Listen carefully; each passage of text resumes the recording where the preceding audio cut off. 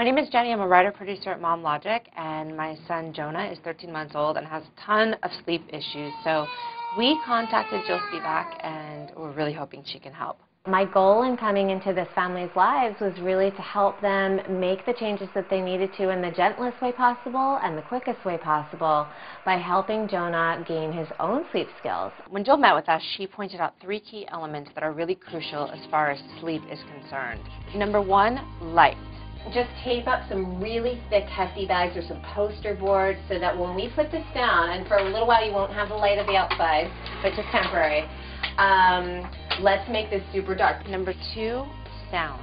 White noise really helps children be protected against barking dogs, clanking dishes, your television that you want to watch, or guests that you're having over, where you can still have a life, and that's important too. Number 3, warmth. The problem is that he's going to kick that blanket off. So what we do instead is we would dress him in his diaper, in thin PJs, and you'll sort of gauge whether you want short sleeve or long sleeve depending on how cold it is.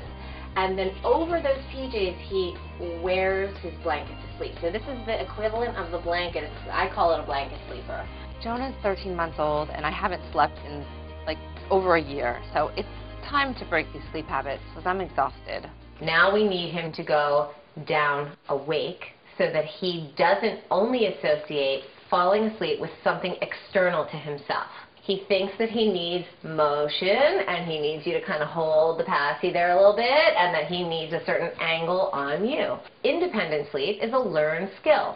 Bedtime routines are very important, and that is one component of our program that we really like to stress, is that every child needs a 15 to 45 minute wind down, ideally around the same time every night, in the same environment as where they're going to sleep. I'd like to see him given an 11-hour parameter of time in which to sleep, which means I think you said 7:30 is okay. So schedule is very important in our program. We want to put him down at 7:30 and have him wake up at earliest at 6:30 in the morning. Jill walked us through the sleep training to show us what a typical night would be as far as putting Jonah to sleep. Now, when you're giving him the bottle, if he would naturally, if his eyes would go, like that, and he's fluttery-eyed and about to fall asleep, I want you guys not to rock. If the rocking is making him sleepy, sit upright and don't rock tonight, okay? Go to the crib and just put him in his crib. And if he stands right up, or he's frozen like this and wants to stand, then fine, let him stand. I'm going to put him here like he's standing, okay?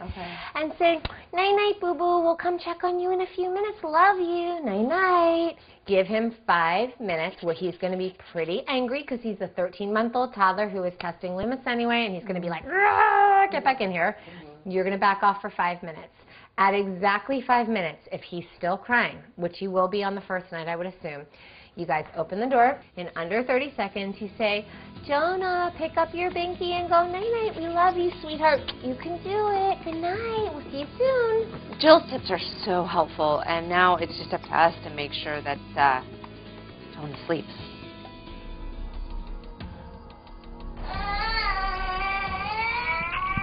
So tired.